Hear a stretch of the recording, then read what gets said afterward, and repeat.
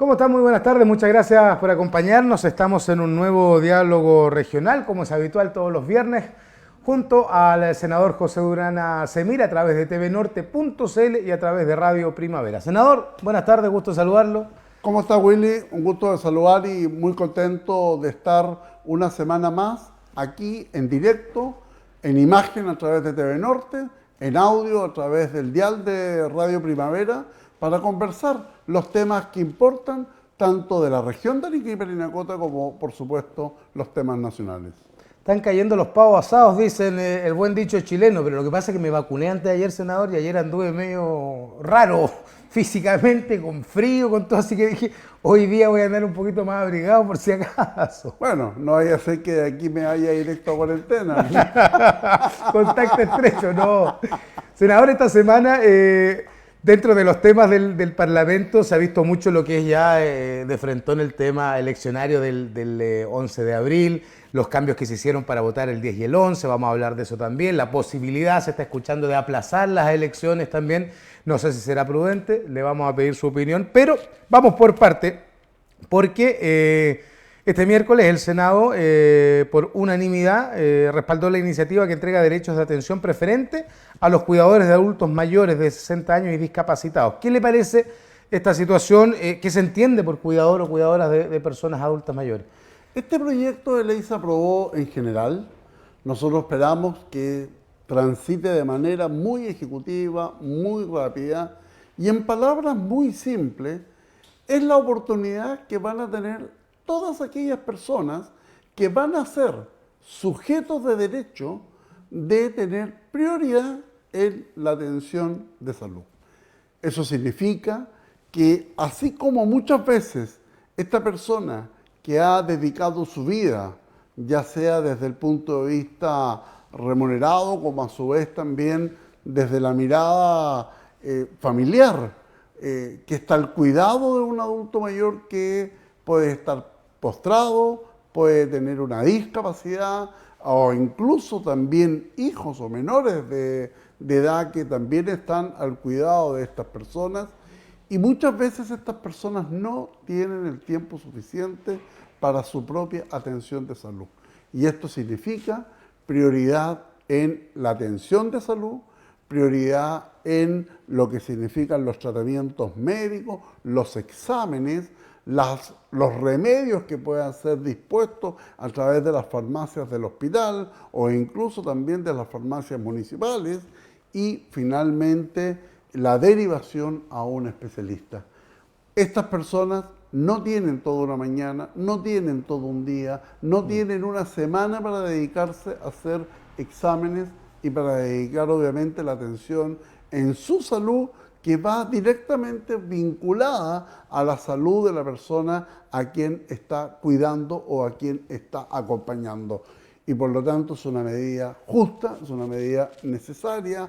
Creo que en justicia finalmente estamos entregando un beneficio a un adulto que dedica su vida para atender personas que están postradas en incapacidad y que finalmente a través del esfuerzo, de la dedicación, del cariño, del amor que ellos entregan, sea que esta labor sea remunerada o no, obviamente necesitan la posibilidad de tener esta oportunidad en una atención de salud, en una atención médica, dental preferente.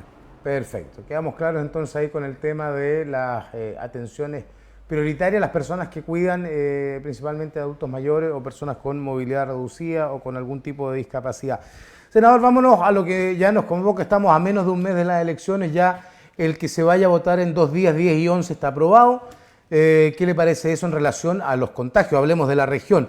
Esta semana, bueno, a partir de hoy día, casi el 94% del país, Chile, está técnicamente en cuarentena. El Ministerio de Salud no descartó una cuarentena nacional también. Vamos a votar en 2 días. Se ha escuchado también por parte de algunos parlamentarios la posibilidad de aplazar las elecciones de este 11 de abril. Es una noticia en desarrollo. Vamos por parte en relación a la consulta. Efectivamente, estamos viviendo una situación de emergencia. Estamos a un nivel de contagio similar al mes de junio del año pasado. en donde hay ciertas unidades hospitalarias que ya están colapsando en relación a las camas UCI e incluso los respiradores artificiales. ¿Ha tenido reporte del hospital de Arica en relación a eso? Gracias a Dios, en el hospital de Arica están en una situación intermedia.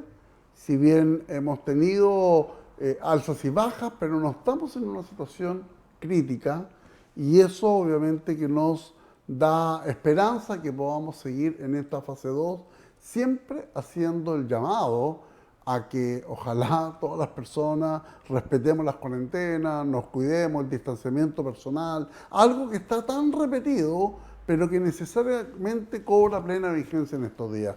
Tenemos la luz al final del túnel. Nosotros creemos que esta es una situación que va a durar hasta junio, que la inmunidad de rebaño, producto de las 2 dosis de vacuna, tiene que generar su efecto a partir de junio, pero necesariamente tenemos que salvaguardar una situación que es grave, tanto a nivel país como obviamente en cada una de las regiones.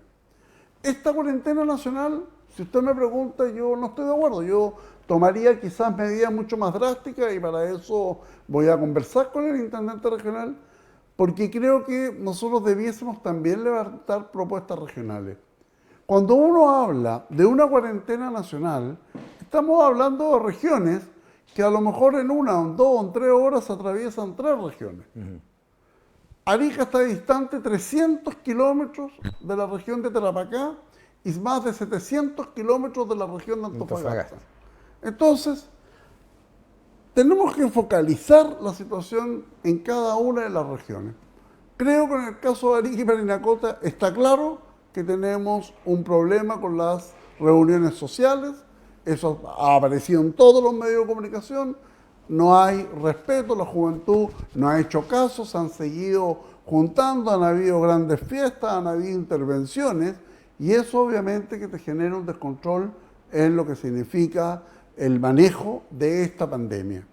Pero por otro lado también hemos visto que si bien el comercio internacional no ha cesado, creo que es importante, por ejemplo, mirar la situación que sucede con el transporte boliviano. Creo que los conductores bolivianos deberían venir con un PCR y además deberían irse con un PCR de acá. De tal manera que en esta ida y vuelta tratar de mitigar los efectos y saber si es que finalmente solo viene el conductor boliviano o además vienen más personas. Exacto. Eso también sería importante de definir y determinar tanto en lo que sucede entre Arica o mejor dicho, con La Paz y con Perú. Otra alternativa también que es necesario observar es que en vez de cuarentena nacional, simplemente durante un tiempo nadie entra y nadie sale. Es decir, creo que efectivamente también debiese generarse una fórmula en que se suspenda el tránsito nacional. Y finalmente también pedirle el apoyo a la locomoción colectiva en que en un taxi colectivo yo entiendo que uno tiene la posibilidad de llevar 4 pasajeros, que solo sean 3. Que exista un distanciamiento real en lo que significan las personas que van en la parte trasera, porque si además van con un niño, ya no son 3, son 5, porque el niño va, entonces eso te genera obviamente una situación que creo que sería mucho mejor, mucho más real que finalmente generar una cuarentena nacional, que si la gente sigue entrando no tendría mayor sentido. Con respecto a las elecciones, está estipulado en 2 días y yo aquí me someto al comité de expertos. Si el comité de expertos del Ministerio de Salud, en que participan diferentes instancias de la Sociedad Médica Nacional, determinan que efectivamente hay una situación grave, real, de riesgo, tanto desde el punto de vista de la vida humana como a su vez del aumento del nivel de contagio, y por otro lado se determina también de que la cantidad de personas, aún en 2 días, que va a ser parte de este proceso democrático, en donde hay elecciones tan importantes como es la elección del gobernador regional, en que se inicia un nuevo proceso de descentralización en Chile, como es la elección de los constituyentes en torno a la redacción de una nueva constitución, y la elección de alcaldes y concejales, en donde en muchas comunas, y en especial en Arica, hay gran esperanza finalmente de un cambio de timón, de mando, en relación a las necesidades que necesita Arica a través de su municipio. Bueno, esas cosas también son necesarias de evaluar y son importantes de tener a la vista en el minuto que tengamos que tomar una decisión. Lo que sí considero grave es que obviamente no hay campaña que aguante, hay un problema real en lo que significa el aplazamiento, se va a generar un desincentivo en torno a las ofertas programáticas y no hay bolsillo que aguante también. Y eso sí, obvio que te genera una situación que es difícil de llevar, en especial quienes hemos tenido la experiencia, hemos sido candidatos y lo único que esperamos muchas veces es que los días avancen. Que llegue luego el día de votación. Porque Exacto. es muy estresante. Senador, en relación a eso mismo, ¿verdad? A las medidas que se han tomado y a las medidas que usted da como ejemplo o posibilidades de, estamos todos conscientes de que el comercio ha sido una de las partes más golpeadas en esta pandemia. Se han visto incluso algunos memes no al toque de quiebra, que es lo que han hecho algunas agrupaciones de comerciantes o de negocio establecido aquí en Arica. Hay medidas que no se han entendido muy bien por parte del gobierno en cuanto a la atención de público hasta cierta hora, el comercio detallista que no pueden atender al parecer el fin de semana, etcétera. Usted tuvo una reunión también con el Servicio de Impuestos Internos en relación a la implementación de la emisión de boletas electrónicas. Hablemos de todo un poquito en esta pregunta. Bueno, efectivamente la Comisión de Economía llevó la moción para poder atender dos requerimientos que llevé a la mesa producto de la necesidad que tienen tanto los comerciantes del rubro del turismo y gastronómico en relación a los procesos de acompañamiento con la fiscalización, como a su vez también los pequeños comerciantes con la implementación de la boleta electrónica. Y tuvimos esa reunión en donde el Ministerio de Salud y el Ministerio de Economía nos explicaron detalladamente cómo estaban generando y cuáles son los procesos de este formulario único de fiscalización y que tiene como principal objetivo mantener al día todas las normas de transición en torno a poder acompañar algo que a veces es, entre comillas, y que estamos tratando nosotros de ayudar y de proteger al pequeño comerciante, al gastronómico, al que ha sufrido no solo con esta pandemia, que fueron los primeros en cerrar y casi los últimos en abrir, sino que además también han sufrido producto del estallido social.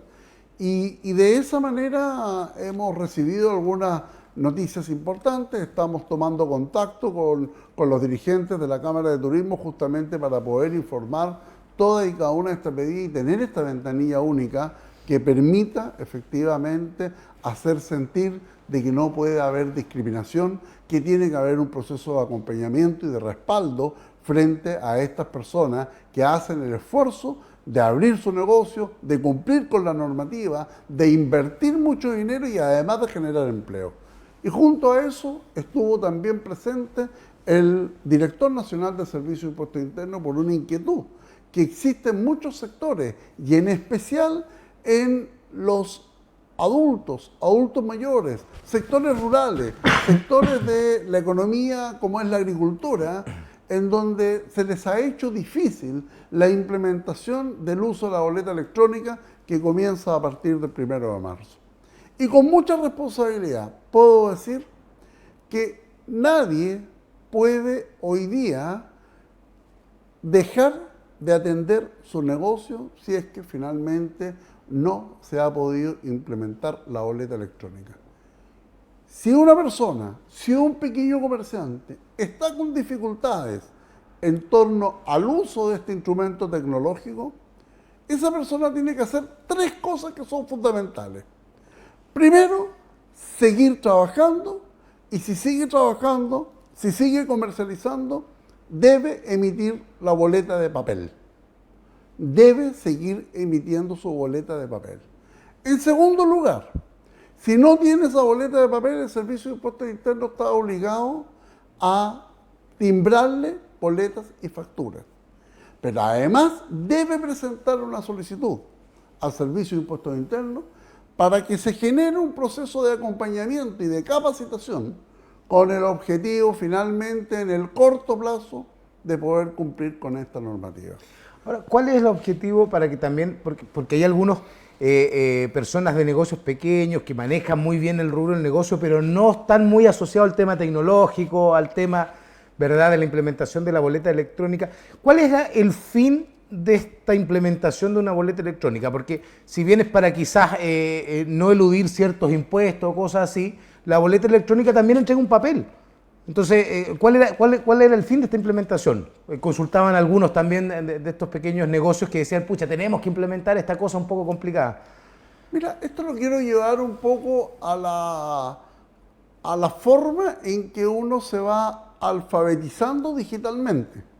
Y usted comprenderá que mi generación, sí, muy la mía cerca también, de la mía también, sí, es verdad. Nosotros venimos de una generación distinta, de la generación del papel, pero también entendemos que a medida que hemos ido aprendiendo las bondades del sistema, hoy día tú te puedes conectar, por ejemplo, telemáticamente a una reunión desde tu casa y estás trabajando. Hoy día, por ejemplo, tú te puedes evitar las colas para finalmente hacer una transferencia de dinero. Hoy día tú puedes pagar casi todas tus cuentas a través del sistema digital sentado desde la comodidad de tu casa.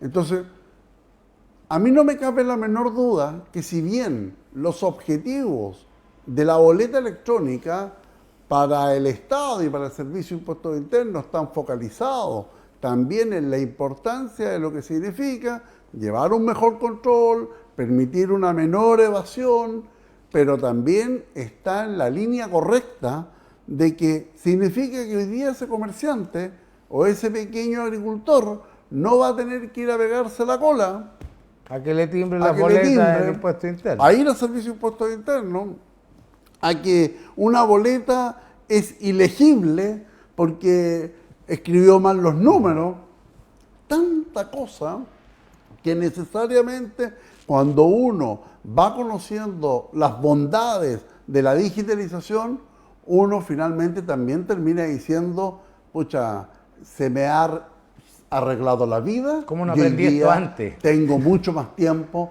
para estar con mi familia y en vez de bajar al centro, en vez de tener esas largas filas en el Servicio de Impuestos Internos, en vez de tener una demasiada burocracia en relación al sistema de cómo yo administro mi negocio, hoy día tengo más tiempo, obviamente, para poder generar mejores procesos de innovación y poder generar también procesos de comercialización que permita tener más y mejores ventas. Senador, en relación a la noticia que leíamos hoy día de 6 personas extranjeras que cumplieron su pena y fueron deportadas, fueron expulsadas del país, 6 peruanos, ¿qué ha pasado con la ley de migraciones? ¿Está ahí todavía? ¿Hay posibilidades de que esto se pueda aprobar dentro de este mes, luego? La verdad es que en la visita del señor ministro del Interior y a través de estas pantallas entrego mi solidaridad al ministro Rodrigo Delgado, quien hoy día se encuentra hospitalizado en el hospital de la FACH, conectado a oxígeno. Él manifestó de que ya habían pasado todas las pruebas de constitucionalidad de este proyecto de ley, después de que, recordemos, a través de un emplazamiento que hizo algunos sectores de la oposición, esto pasó al Tribunal Constitucional y en el Tribunal Constitucional efectivamente dejaron algunos artículos afuera.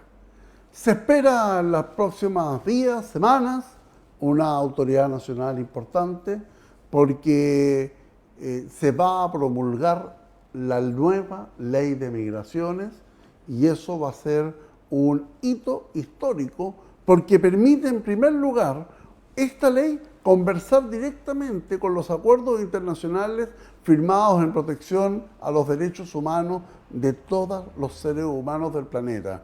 Pero por otro lado, permite entregar las herramientas tanto a las fuerzas de orden y seguridad como a los tribunales de justicia para tener una migración segura, tranquila, ordenada, con control, que genere seguridades y calidad de vida al migrante, pero también proteja a todos los chilenos y en especial a quienes vivimos en las regiones fronteras. Porque, y lo hemos conversado otra vez, senador, o sea, no es justo ni para los chilenos y no es justo para los migrantes también llegar a un país a ninguna posibilidad. O sea, ofrecer que una esquina, un semáforo, no podemos estar en esas condiciones y eso hay que regularlo. Y eso no es xenofobia, no es nada, sino que como en todo país, ¿verdad? Regular el tema de migraciones. Lo que pasa es que es absolutamente importante establecer. En todas las regiones del país hay ciertas áreas de la producción que no hay mano de obra. Hoy día hay carencia de mano de obra y cada vez es cosa de abrir los medios de comunicación cómo se están fortaleciendo más técnicos para Chile. Gran labor va a tener que desarrollar el nuevo CFT estatal. Que se inaugura luego, se inaugura la próxima semana. Quien junto con instituciones como INACAP, por ejemplo, van a tener la absoluta responsabilidad de formar técnicos para Chile. Hoy día se necesitan técnicos en materia de la construcción. Ya no es solamente ir a clavar, ya no es solamente ir a atornillar, sino que además hay que entender de que los procesos de la construcción hoy día están tecnologizados. Se necesita mano de obra técnica y a veces no la tenemos, como a su vez también se necesita mano de obra para la agricultura. Entonces, aquellas personas que quieran llegar a esta región y a su vez a las realidades que puedan existir en todo el país, se tienen que someter, por supuesto, a las opciones de mano de obra que hay. Porque si vamos a llegar todos a que se peleen un trabajo en una oficina, obviamente cada vez las experticias, el profesionalismo que hay que tener para trabajar en una oficina van a ser más distintos. Así es. Senador, vamos a seguir hablando de otros temas más. Vienen las atribuciones al gobernador regional. Tuvo reuniones ahí para ver el tema del DFL 15. Pero tenemos que separarnos un minutito, despedirnos de la gente que nos acompaña a través de TV Norte para luego seguir de la pausa con Radio Primavera. Nos despedimos de quienes han seguido esta transmisión en vivo de TV Norte y de las plataformas digitales y seguimos conversando con Radio Primavera. Muy buenas tardes. Vamos a la pausa y volvemos.